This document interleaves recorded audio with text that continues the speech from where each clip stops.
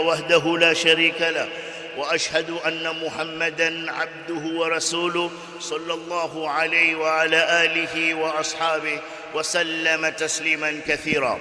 قال تعالى في محكم تنزيله بعد أعوذ بالله من الشيطان الرجيم: والعصر إن الإنسان لفي خسر إلا الذين آمنوا وعملوا الصالحات وتواصوا بالحق وتواصوا بالصبر. إن أصدق الحديث كتاب الله وخير الهدي هدي محمد صلى الله عليه وسلم وشر الأمور محدثاتها وكل محدثة بدعة وكل بدعة ضلالة وكل ضلالة في النار. يا معاشر الإخوة الأحبة، أوصيكم كما أوصي نفسي بتقوى الله فإن خير زاد التقوى. خطبتنا اليوم حول موضوع هام ألا وهو حماية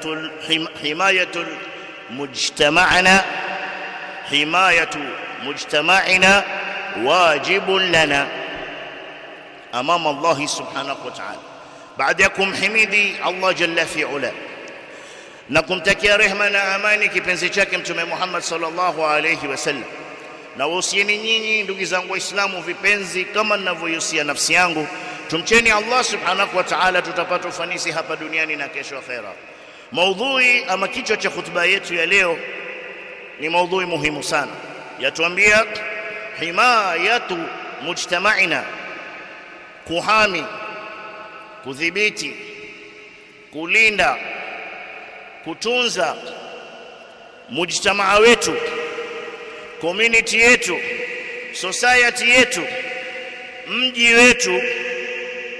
Wajibu na ni wajibu wetu sisi amama Allah, mbele ya Mwenyezi Mungu Subhanahu wa Ta'ala, fardan, kila mmoja wetu, kabla an yakuna al-amru jami'an, kabla haijakuwa jambo ni letu sisi sote. Yani ni faradhi na ni wajibu juu ya kila mmoja wetu kwa nafsi yake kuchunga mujtama kwa kiasi cha yeye kama mwanadamu, yeye kama baba, yeye kama ndugu, yeye kama kiongozi, kivyovyote vile. Yani wewe kwa cheo chako, wewe kwa uwepo wako katika mujtama huu, wewe unawajibu kwa kiasi chako wewe, kwa kiasi cha ushawishi wako wewe, kwa kiasi cha nguvu ulizokuwa nazo wewe, ukiwa baba, wewe ukiwa mume, wewe ukiwa ndugu, wewe ukiwa utakavyokuwa. Lakini wewe ni mwanamume, basi wewe una sehemu ambayo kwamba ni wajibu juu yako mbele ya Allah subhanahu wa ta'ala, na kwayo utakwenda kuulizwa, mbona hukufanya? Kivipi? Sheria ya Kiislamu yenyewe ina mambo ambayo kwamba yaitwa dharuriyat al-khams, ambayo kwamba kuhami mujtama ni asli min usuli din, ni asli katika yale mambo ambayo kwamba ni asili ya dini. Hii dini haikuwepo ila juu yake kulikuwa kuna asili ya kwa nini iliwekwa. Kulikuwa kuna mambo ambayo kwamba kwa ajili yake ndio hii dini liletewa sheria. Haya mambo matano, haya mambo ambayo kwamba tunazungumza ni matano. Ya kwanza, hifdhud din, kuhifadhi dini ni wajibu. Ni wajibu juu ya kila mmoja wetu, na ndo asili ya kuletwa sheria duniani, asili ya kitabu Qur'ani kutumwa kwa Rasul sallallahu alaihi wasallam, asili ya kutumilizwa Mtume Muhammad sallallahu alaihi wasallam. Hifdhud din, hifdhun nafs, kuhifadhi nafsi. Ndio maana kuwa ni haram. Hifdhul aql, kuhifadhi akili. Ndio maana mukhadirati ni haram, na chochote ambacho kwamba kitapelekea wewe kupoteza akili yako ni haram. Hifdhul irdh, kuchunga heshima, ni wajibu katika heshima. Heshima waambiwa man mata duna irdhihi fa huwa shahid, atakayekufa katika hali ya kutetea, hali ya kuchunga, hali ya kudhibiti heshima yake, amekufa kifo cha shahidi. Na ya mwisho, hifdhul mal, kuhifadhi mali. Sheria ya Kiislamu imekuja, umuhimu wake wa kwanza ni kuchunga haya mambo matano. Na haya mambo matano, serikali ya Kiislamu ina kipande chake, viongozi wana vipande vyao, raia kina sisi, kila mmoja wetu kwa cheo chake, kwa nafasi yake katika mujtama na majukumu yake. Lau kila mmoja wetu yabeba jukumu, wallahi wallahi lanus'alanna, wallahi lanus'alanna, wallahi lanus'alanna, wallahi kwa hakika, la ama kwa hakika, lanus'alan, kwa hakika tutaulizwa. Puuza utakavyopuuza, chukulia matani, chukulia matani, sema haikuhusu, sawa, lakini wallahi la tus'alan, takwenda kuulizwa.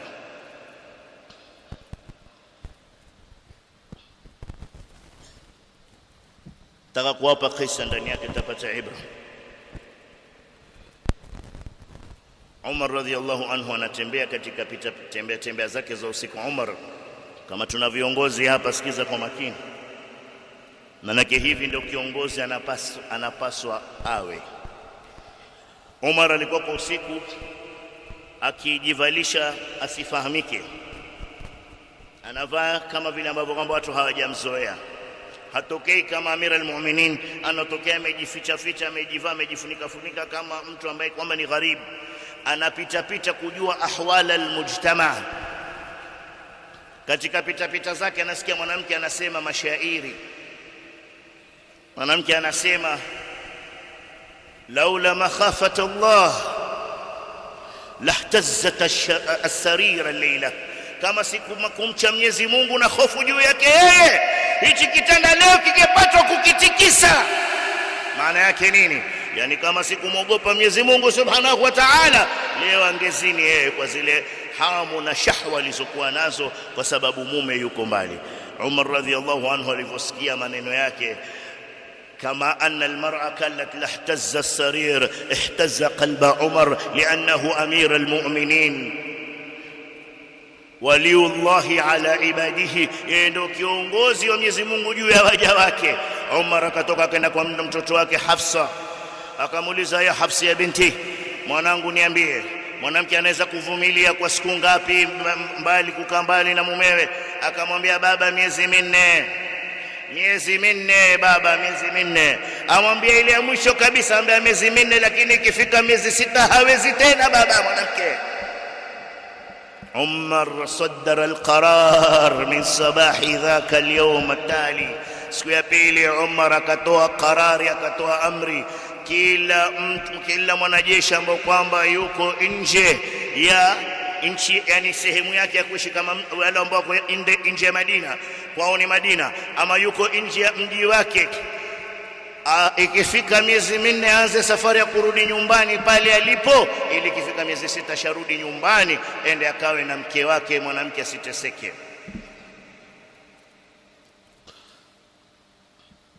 Leo sisi tuna mababa wamewapa mabinti zao ruhusa wende Arabuni wakafanye kazi, kisha wakifanywa ya kufanywa na wale jamaa zetu kule, twasema ni wabaya. Mbaya nani? Wewe wamtoa mbuzi ende akachungwe na mbwa mwitu, wewe wachekesha. Wewe ni baba wa aina gani? Anta ab haqqan, wewe ni baba kihakika. Na wallahi aibu kubwa juu yetu tena sisi sote, senti utatumiwa na DHL, na ulivyohuna haya baba mtu, wajisifu, mwanangu, binti yangu anitumia senti bwana, alhamdulillah, na ikanzwe yatoka Saudia bwana, yatoka Qatar, yatoka Imarat. Aiba alik ya abal bint, umemtoa ngawira mkeo, mtoto wako, ende akafanye kazi kwa mafisi, kisha watarajia fisi amche Mungu asimle mbuzi. Baba, unamweka fisi akuchungie mbuzi, kisha ataka fisi amche Mungu asile mbuzi. Akili za wapi hizo?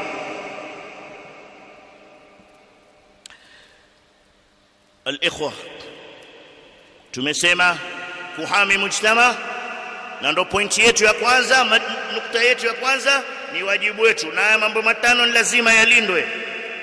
Dini lazima ilindwe, an-nafs lazima ilindwe, na ndo maana sheria imeweka atakayeritadi kuna hadi yake. Sheria imeweka atakayeua kuna hadi yake. Sheria imeweka atakayeiba mali ya mtu kuna hadi yake. Sheria imeweka atakayetuuzia vitu vitupotezee watoto wetu akili, kuna had. Lakini leo haya yote matano haya, atakaye kuchezea heshima zetu, heshima yetu, ikiwemo ni heshima ya wake zetu, ya watoto wetu wa kike, ya watoto wetu wa kiume, wewe sheria ya kuambia ukafa kutetea heshima kama hiyo, Rasul asema wewe umekufa shahidi. Lakini leo ni wangapi hapa madeyuthi katika sisi? Mkeo anajiposti kwenye mtandao, wewe huna wasiwasi. Mtoto wako yajiposti kwenye mtandao, wewe baba huna wasiwasi, na umeambiwa lakini ni muoga, huwezi kusema. Umeambiwa lakini waogopa utesi nyumbani na mkeo na watoto, umenyamazia. Maafa yanaendelea, maasiya yanaendelea. Watu, mtoto wako akitoka ninja, akitoka jilbaba, akitoka buibui, lakini mtandao ni aria, yuko tupu mtandaoni. Watu wanamjua sifa za mwili wake, mwanake yeye ukatisha kiuno, akiposti kwenye TikTok, nyingine kwenye Instagramu, nyingine sijui kwenye sijui nini. Mtoto mwanao ya trendi, wewe baba uko msikitini saful awal na kidevu chako, ati wafuata sunna. Sijui ni sunna ipi unayoifuata ambayo kwamba haijakuamrisha wewe usiwe dayuthi. Sunna ipi waifuata umewacha haki min huquqillah? Ad-dayuth la yadkhulu al-janna. Si maneno yangu haya, dayuthi haingii peponi ya jamaa. Na udayuthi umetuzidi shekhe. Watoto wetu, nendeni mkatembee mkaangalie, nendeni Lighthouse Jumapili, wallah yale mabuibui ya kukule wale ni watoto wa nani? Nendeni Pirates mkaangalie yale mabuibui ya kukale wale ni watoto wa kina nani? Wallahi nenda zako Cinemax, wale mabuibui yako pale wale ni watoto wa kina nani? Juzi tulikuwa tuna Summertide Festival, Summertide. Watu wa Malindi mashallah wameuza sana mahamri, mbaazi, mikati ya mofa, matobosha. Swahili kuzini ilikuwa kondo business. Lakini biashara ile imeliwa na nani? Biashara ile imeliwa na mashoga, masago, mahanithi, madayuthi, imeliwa na kila aina ya watu. Mimi wallahi nawaambia, mimi na hakika ile haikuwa Summertide Festival, ile ilikuwa Pride Festival. Manake kumetoka watu kutoka Nairobi, wanaume wamevaa mabikini za kike wakiingia kwenye mamoli kule. Wanaume wa Malindi walikokuwa wapi na fimbo zao wasicharaze watu? Mimi si insider, mimi nasema kweli. Manake wallahi athari ya yale ambayo kwamba yalitokea Malindi bado ipo. Kuna watoto wa kike bikra zao zimevunjwa, na kuna watoto wa kiume pia bikra zao zimevunjwa. Na nyinyi mwanielewa mimi nasema nini? Athari yake bado iko. Ndio tumepata senti kama mujtama wa Kiislamu, economically tumefanya vizuri, lakini vipi morally, vipi katika akhlaq, vipi katika suluk na tabia? Na hakika kuna watoto usiku ule aliaga yenda kulala kwa shangazi, yenda kulala kwa amati, yenda kulala kwa sijui nani, lakini alikuwa kwa yuko bichi usiku.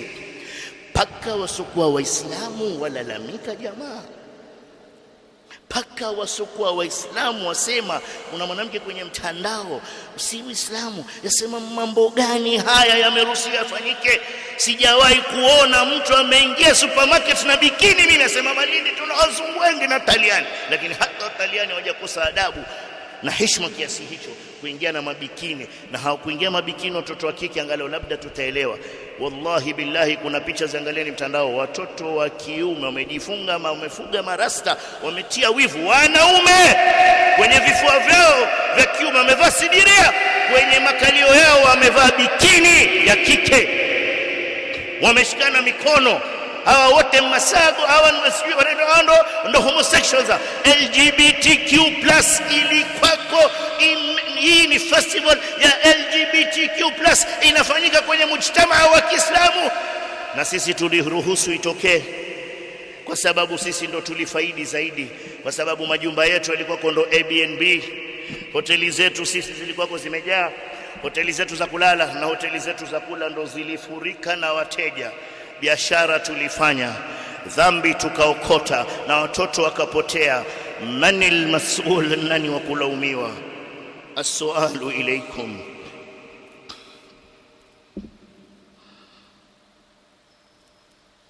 Kwa nini tuyazungumzia? Kwa sababu almuslim akhul muslim la yadhlimuhu wala yuslimuhu, rawahu al-Bukhari.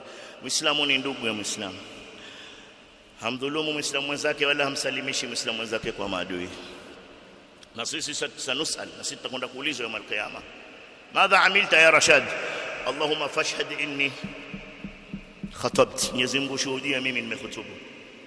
Nyinyi kama nyinyi ni wa kweli kweli, sadiq wa nafsi zenu, tutahakikisha Summer Tide haiji Mombasa, na ikija isijaliwe kwanza kule. Kwa hivyo ni kutoka delegation ya wazee, wende kazungumze na governor na mapema zaidi kabla haijaja. Maana mimi nawaambia, mkiona cha wenzenu kimenyolewa, sisi tuafa chetu tukitie maji. Wazee watoke, Shaabi huko hapo anisikia. Ulikuwa kuombe mstari wa mbele wewe na wenzako kupinga marungi, na hivi vita visikushinde wewe na wenzako. Na pole Shaabi nakutaja, lakini wewe ni sahibu wangu, kipenzi changu, hata nikikutaja wajua nakutakia khairi. Na care ustadh, caretaker hapa, msimamizi wa masjid, kama vile huyu ni msikiti una ushawishi mkubwa, basi tuweni na ushawishi katika jambo la kama hili. Shikaneni mikono na wenzenu, na lau mimi mwanihitajia pia nitakuwa mna nyinyi kwenye jopo lenu. Tuende tukamwone governor kabla hayajakuja Mombasa, manake Agosti ndio hiyo, Agosti ndio hiyo. Na mjue hapa tena tuna viwanja vizuri zaidi hapa, kuna Lighthouse sijui Mama Ngina Drive hiyo, na kuna na Pirates Beach. Mjue madamu wametokea Malindi hao jamaa na mipango, na hapa Mombasa watakuja. Madamu wamefaulu Malindi, Mombasa hawataacha nyuma. Na wallahi ikija Mombasa na ikifaulu, mimi nawaambieni hasara kubwa itakuwa juu yetu, na hii wallahi tutafuta laana. Mimi manake hii ni kumfanyia Mwenyezi Mungu maskhara. Yani nyinyi twende baharini kisha tukamkosea Mwenyezi Mungu, wimbi moja tu wallahi la tosha la tsunami kubeba Malindi yote ile. Watu washukuru Mungu aliweza kuwahi kwa na sisi ambao tuko msikitini. Kuna gharika ngapi zimetokea kuliko na mtu msikitini, malaika akaambiwa anza naye huyo. Vipi yeye yuko msikitini na kuna maafa yatoke nje, kwa nini hatoki? Ndio mimi nauliza kama alivyouliza Nabii Allah Lut, akaombea kaumu yake, alaysa minkum rajulun rashid, hakuna katika nyinyi aliyokuwa ni mja mwema? Alaysa minkum rajulun rashid, alaysa minkum rajulun rashid, fa in kana minkum rajulun rashid fayurshiduna wa yaqumu bi amrina wa yaqumu bi himayati mujtama'ina.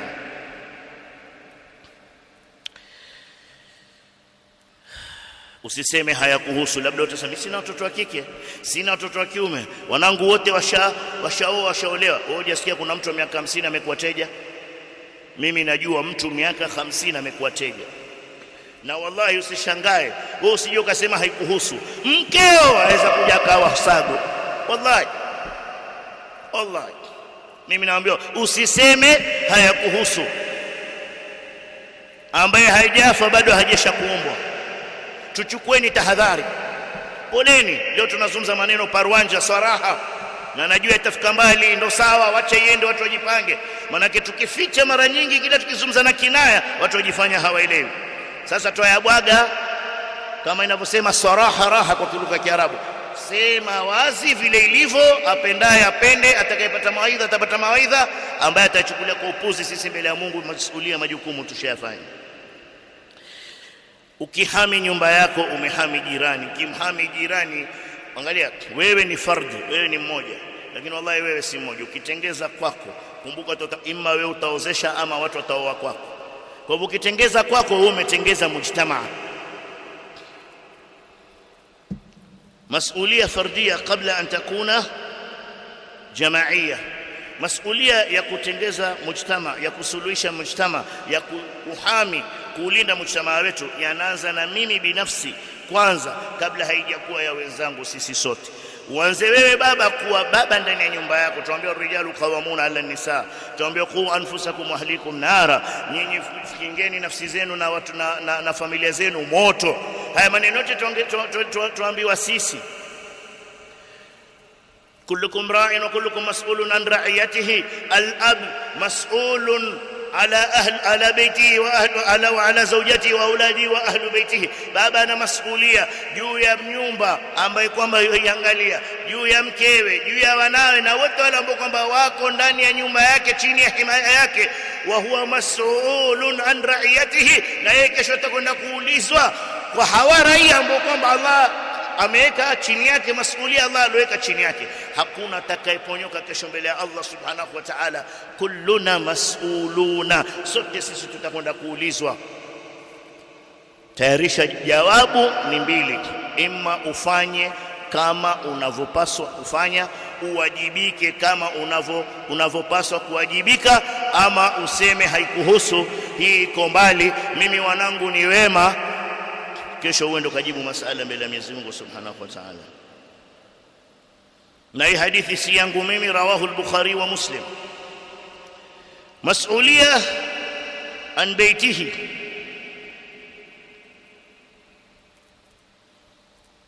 al-ab mas'ulun an baitihi.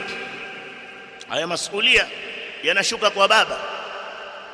Baba una mas'uliyah kama tulivyosema kwa nyumba yako. والمعلم مسؤول في مدرسته وفي فصل. Muallim ana masuhulia juu ya madrasa na juu ya kile klasi chake na juu ya wale watoto wanaofundisha. Kama ambavyo kwamba walimu wa madrasa tupenda kurokota fees na tulalamika siku zote wazazi wamepuza madrasa, ndivyo wanavyofundisha watoto wetu. Leo mashallah watu wajivunia watoto ambao kwamba wamehifadhi Qur'ani, lakini ma faidatu hifdhil Qur'ani wa laysa lahum al-akhlaq. Leo tujivunia watoto wamehifadhi Qur'ani, lakini vipi wamehifadhi Qur'ani na hawana tabia na akhlaki? Wallahi, nendeni kwenye shule, discipline zote mashakil ziko na watoto ambao kwamba wamehifadhi Qur'ani. Nendeni kwenye mashule mjionee vituko. Watu discipline problem zote ni wale ambao kwamba wametuhifadhia Qur'ani. Sasa tumekosea wapi? Huyu hafidh kitab Allah na huyu ndo mtundu, ndo mwenye kukimbia shule, huyu ndo amshika na vape, huyu ndo amshika sijui amfanyaje, huyu ndo kwenye anakuja na simu shule simu kiangalia shule njia pornography. Ilikuwaje tukawahifadhisha Qur'ani tukasahau kuwapa akhlaki na tabia? Rasul tuambiwa na Aisha tuambia, aulizwa kaifa kana khuluqur rasul, asema kana khuluqul Qur'an, alipokuwa tabia zake kama Qur'an. Mimi nauliza ayul Qur'an Aisha tatakallam anha, Aisha alipokuwa akizungumza Qur'ani gani? Hii Qur'ani tuisoma sisi, mbona hii Qur'ani tuhifadhisha, lakini wenyewe kuhifadhi hawabebi kwa kiasi cha ilmu iliyokuwa ndani yake? Ama sisi tumekuwa kama himara yahmilu asfara, tumekuwa kama punda amebeba suhufu, amebeba mafundisho, amebeba vitabu anaye mwenyewe faidiki navyo. Qur'anu imma hujjatun lak, Qur'anu imma kesho ikutetee ikufanyie shafaa, ama kesho ikusute ikuseme kwa Allah subhanahu wa ta'ala. Wa kullu lithnain haqiqa min haqa'iq sayakun, na yote mawili ni hakika katika hakika zitakuwa kwa يوم القيامه, na itakuwa hivyo. Qur'ani ima ikutetee ama ikushtaki kusute mbele Allah subhanahu wa ta'ala. Sasa wewe baba pale unapojivunia mwanangu hafidh, maramiwa awe ajua juzu ama tabaraka ama hifadhi juzu 5, lakini wafuata kuliko ina msahafu mzima lakini hana habari nayo. Si wavunji motisha ya kuhifadhisha watoto. Kile ninachosema ni tubebeni masuhulia kuhifadhi, si tu peke yake. Madrasa zetu leo, poleni walimu wa madrasa kama mko hapa, kama mwanisikia, na mimi pia ni mwalimu wa madrasa kabla sijawa mwalimu wa shule. Madrasa leo ni kitega uchumi, na hata hizi sehemu za kuhifadhi Qur'ani leo ni kitega uchumi. Leo hata ukisikia shule ya kuambia itwaje hii leo ni shule muzdawaj, ni integrated school. Mara nyingi integrated hii ni nembo, ni marketing tool. Watu wanafanya biashara, watu wanataka ku advertise, lakini nenda ukaangalia kwa fundishwa nini haswa, tashangaa. Madrasa leo ni fashion, si ule usomi wa madrasa tulokwenda tukasoma sisi.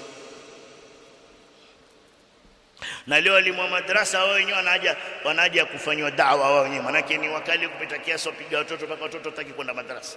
Wewe mwalimu wa madrasa una shida zako, aje kuzitoa na watoto wetu na vikoto mtindo mmoja. Wallahi si hivyo dini aliyofundisha Mtume Muhammad sallallahu alaihi wasallam, na kigezo wa Mtume alibana alivyoambiwa ikra. Sasa wewe ndio tubanie wana wetu mpaka wachukie dini?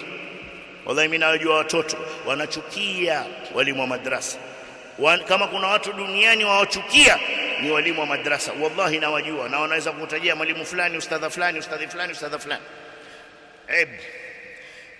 Ustadha na ustadhi mumathil ar-rasul, yeye ni mfano wa Mtume sallallahu alaihi wasallam. Imekuwaje leo mtoto yomchukia ustadhi alafu yapenda mwalimu wa shule? Ustadhi umekosea wapi? Ustadha umekosea wapi?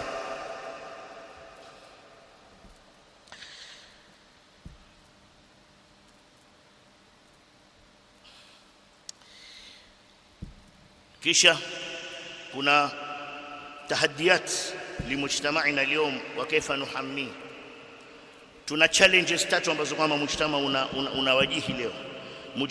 Challenge ya kwanza, al-i'lam wa wasail at-tawassul, ni social media na internet zinaeneza fuhush. Leo wewe click darsa, mara kuna kuja advertisement ya mambo ya maajabu. Hamjakuwa wewe angalia darsa, mara yatokeza I want to be your girlfriend, your AI girlfriend, yatoka si wewe umetafuta, ni pop-up zaito zalipiwa ili zijitokeze kokote. Wewe wasikiza darasa yako vizuri, lakini mara nitoka mwanamke akwambia utaki kuwa girlfriend wako wa AI mimi zipi, ujue namna tunavyopigwa vita. Sasa wewe wangapi hapa tumewapatia watoto wetu simu, ati simu ile ni ya nini? Wajua swizi shule sijui atoka mbali enda mbali, patikana emergency atanipigia ha ho he. Mtoto wako ana account zote. Wewe baba huna TikTok, mtoto anayo. Wewe baba hujui Instagram ni nini, mwanao anayo. Wewe baba hujui sijui zaitwaje zile Snapchat. Mimi na hakika kuna wazee hapa hujui Snapchat ni nini.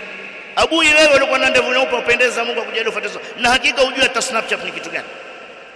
Hao wazee wote jemvi hapa hawajui Snapchat ni nini, lakini watoto wako wana Snapchat account. Sasa wewe baba ulivyopeana hichi kifaa kwa mtoto, wewe hujui kina masuhulia hichi kifaa. Sisi ndo chanzo cha kwanza cha kupotea watoto, sababu sisi mababa. Wataka kuwa mzuri kwa mwanao wa kike, nenda ukaangalie, za shtuka kwa kuta mwanao ametuma sehemu zake za siri kwa watoto wa kiume na hichi kifaa. Akitoka majilbaba na ninja astaghfirullah nyingi, lakini akikaa chumbani uchi wake dunia nzima waujua na watoto wana share. Wallahi mimi nimeshtuka, wallahi nimeshtuka, wallahi nimekuja kuambiwa maneno huswadiki wallahi.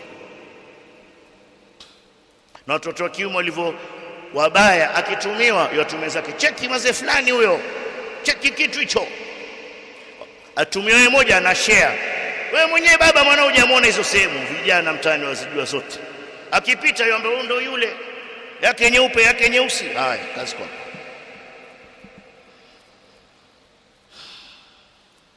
Sisi ndo tulipia. Angalia, usipolipa internet paka mkeo atakusuta. Nana siku ya atakorofisha, hujalipa internet wewe. Wifi ndani ya nyumba atakalipwa. Kila wewe kosa kulipa wifi, uangalie kama utakuwa na salama wewe. Salama ya kwanza mkeo, na ukimwambia anataka kusikiza mawaidha, mrongo. Mawaidha gani haya? Mawaidha gani? Anataka kujifundisha upishi. Wewe ungeamua kama hajui kupika. Ama hizo siku zote ulikuwa uko naye kabla ya TikTok za kuonesha kupika, alikuwa hajui kupika. Hatutaki kula hizo za TikTok, tulisheni hizi zetu za kawaida. Hatutaki kula za TikTok, majibusa, majichura, majichoda. Kuleni, wacha wa TikTok wale. Sisi tutakula kawaida, pilau yetu, biriani yetu, khalas kuisha, chapati, maharagwe, story kuisha. Kwani nini? Lakini sababu si upishi, sababu ni hayo mengine.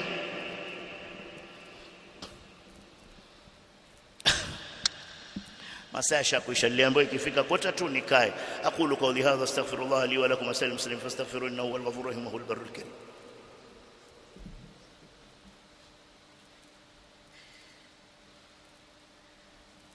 الحمد لله رب العالمين والصلاة والسلام على أشرف الأنبياء والمرسلين وعلى آله وأصحابه أجمعين وبعد. Kama vile mnavotupa challenge ya time kwa kigezo cha turudi kazini, uliniambia nikia watu waenda kazini, skuli na kadhalika, na mimi nawapa challenge ya maneno mnawaambia hapa muyafuate. Si mtuweke sisi time limit, lakini na sisi tuwapa implementation limit, time ya kufuata haya tunayoyasema. Inshallah kwa muda huu ambao uliobakia nifanye tu haraka. Kuna thawabu kubwa katika kuhami mujtama na kuchukua masuhulia. Kwanza ni wewe baba uwe mfano na mithali ndani ya nyumba yako. Ukisema kitu haram, haram kwanza kwako wewe. Ukisema kitu kifai kufanyika, wewe wa kwanza ufuate. Kun rajulun fi baitik, kun qudwa fi baitik, kwa kigezo chema ndani ya nyumba yako. Kwa mwanaume ndani ya nyumba, kwa kigezo chema ndani ya nyumba, watoto watakufuata. Na kuanzia watoto wakiwa ni wadogo. Hii msitaki kumuongoza mtoto ashakuwa. Tuanzeni wakiwa wadogo, wale ambao kwamba waanza sasa. Na tusikose kuambiana hii kuwa we hutaki huoni maovu na hutaki kusikia maovu, haikusaidii. I hear no evil, I see no evil, wallahi haikusaidii. Wanasema wallahi, nitasema kwa Kizungu, tafsiri yasema only takes for evil to prevail is for good men and sit and do nothing. It's for good men to sit back and do nothing. Asema inayohitajika ili uovu uenee ni watu wema wazuri waketi wasifanye lolote. Only takes for evil to prevail is for good men to sit back and do nothing. Ile inayohitajika ili uovu uenee ni watu wema wazuri waamue wao wataketi hawatafanya kitu haiwahusu. Inshallah Mwenyezi Mungu ajalie kwa haya tuliyozungumza kwa uchache wake iwe tutaweza kuidhika, iwe tutaweza kubadilika. Hizi microphone ambazo kwamba maziona hapa na mabadiliko ya PA system haya, kuna faila alkhair ambaye kwamba alifanya hivi, na tutachukua fursa hii kwenye khutba ya Jumaa. Yeye tuliambiwa tuchange, lakini akasema amebeba haya masuhulia. Tumomba Mwenyezi Mungu Subhanahu wa Ta'ala amjaze kula la khairi, kama vile ambavyo kwamba ameezesha sauti ya da'wa, sauti ya Qur'ani ya Mwenyezi Mungu Subhanahu wa Ta'ala na tafsiri yake, sauti ya hadithi za Mtume SAW alaihi wasallam na tafsiri yake ziweze kufika kwa waja wa Mwenyezi Mungu Subhanahu wa Ta'ala. Mwenyezi Mungu amjazi kwa kila tunavyofaidika biidhnillahil karim, amuondoshe matatizo yake, amsahilishie riziki yake, amuongozewa nawe kama alivyotujalia tukaweza sisi wazungumzaji kuongoza watu hapa msikitini biidhnillahil karim. Na Sheikh Domila yuko hospitali hapa msikiti wa Mewa. نسأل الله أن يعافيك، اللهم البسه لباس العافية والشفاء والصحة. اللهم يا رب الناس مذهب الباس، اشفي أنت شافي ولا شافنا إلا أنت ولا شفاء إلا شفاؤك شفاء لا يغادر سقما. اللهم اشفيه من كل مرض يؤذيه، اللهم اشفيه من كل مرض يؤذيه، نوابي شفاء wagonjwa wote wengine. اللهم صل على محمد وعلى ال محمد كما صليت على ابراهيم وعلى ال ابراهيم انك حميد مجيد. اللهم بارك على محمد وعلى ال محمد المجيد اجمعين. اللهم انت الله لا يلد ولم يولد ولم يكن له كفوا احد. ربنا آتنا في الدنيا حسنه وفي الاخره حسنه وقنا عذاب النار. اللهم اشف مرضانا ومرضى المسلمين، اللهم اشف مرضانا ومرضى المسلمين، اللهم ارحم موتانا وموتى المسلمين. وصلى الله على سيدنا محمد وعلى اله وصحبه.